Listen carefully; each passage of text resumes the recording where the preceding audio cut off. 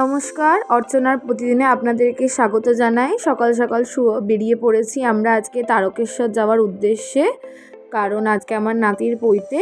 আমরা ভেবেছি তারকেশ্বরের মহাদেবের কাছেই আমরা আমার নাতির পৈতেটা সম্পন্ন করব। তাই সবাই বেরিয়ে পড়েছি, আস্তে আস্তে সবাই বাসে উঠছে। এই যে আমার দেওর এসছে সিউড়ি দিয়ে, আরও সবাই আছেন, আমার মেসো আছে, তারপরে আমার এনারা দুজন হচ্ছেন আমার ছেলের ভিক্ষে মা, আমার ননদ এসছে, আমার মেয়ে আছে, সবাই মিলে যাচ্ছি তারকেশ্বর।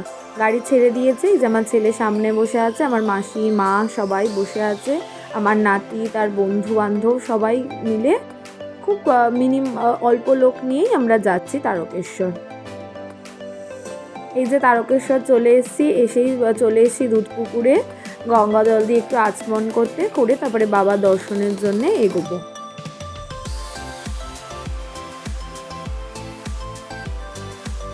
তারই মধ্যে আমার এই যে মেজো ভাইয়ের বউকে দেখতে পাচ্ছেন, ওর মানসিক ছিল, ওর মেয়ের একটু শরীর খারাপ হয়েছিল, তো ওর মানসিক ছিল যদি ঠিক হয়ে যায় তাহলে বাবার কাছে দণ্ডি কাটবে। তার জন্য আজকে যখন তারকেশ্বরে আসা হচ্ছেই, তাই একদম ও দণ্ডিটা করেই নিচ্ছে। তাই ও দণ্ডি কাটার জন্য দুধপুকুরে স্নান করে এবার দণ্ডি কেটে বাবার কাছে যাবে, গিয়ে আবার বাবার মুখ দর্শন করে এসে পুকুরে দণ্ডি কেটে এসে চান করে তারপরে আমরা সবাই পৈতের দিকে এগোবো। ওই দিকে আমার নাতিকে ন্যাড়া করানোর জন্য এবং পৈতের যে আরও বিধি হয় সেই বিধির জন্য বসিয়ে রাখা হয়েছে, সেখানে আমার ছেলে এবং দেওর আছে। আমরা এদিকে এসছি, আমার মেজো ভাইয়ের বউয়ের দণ্ডি কাটা হয়ে গেলেই ওদিকে যাব।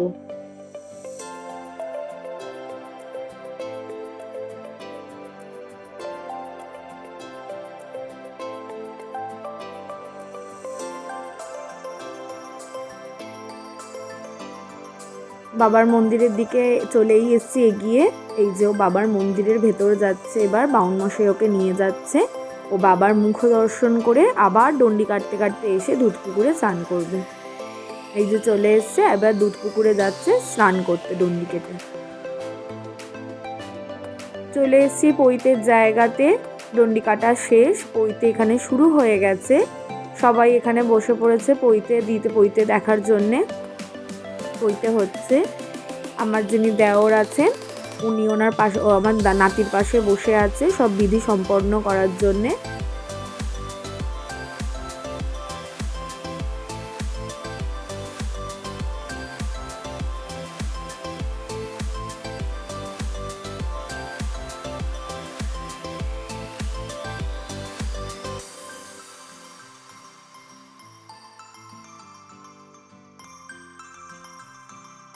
পৈতে প্রায় শেষের পর্যায়ে, এবার ওর ভিক্ষে নেওয়ার পালা। এবার ও ভিক্ষে নেওয়ার জন্য তৈরি হচ্ছে, সবাই ওকে এক এক করে ভিক্ষা দেবে। প্রথম ভিক্ষে ওর মা দেবে, এই যে ওর মা ওকে ভিক্ষা দিচ্ছে, তারপরে ওর মাসি দেবে, তারপর আমরা সবাই দিতে পারবো। পৈতে হচ্ছে অনেকটা বড় অনুষ্ঠান, কিন্তু আমাদের বাড়িতে অত বড় অনুষ্ঠান করার এখন জায়গা নেই বলে আমরা ভেবেছি তারকেশ্বরে গিয়েই পৈতেটা দেয়া করাবো। তাই একদিনেই পৈতেটা সম্পন্ন হয়ে যাবে, তাই সব কিছুই একদিনেই সব রিচুয়াল করা হচ্ছে।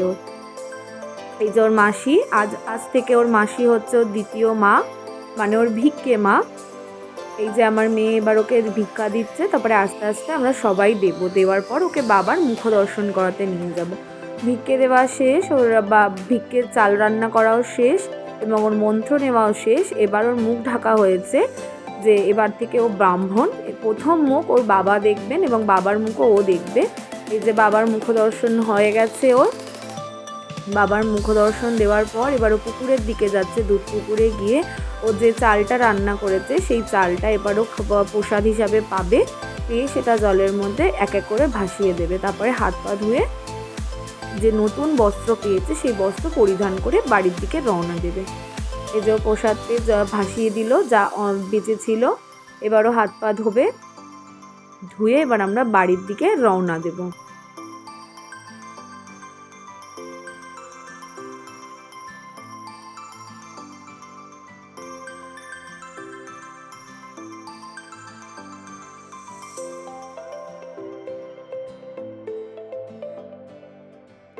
সবই পৈতে শেষ, চলে এসেছি বাড়িতে।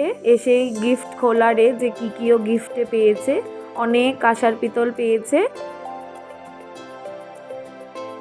চলুন তাহলে আজকে ব্লগটা এখানেই শেষ করছি, দেখা হবে পরের দিন। আপনাদের ভালো লাগলে সাবস্ক্রাইব করে দেবেন।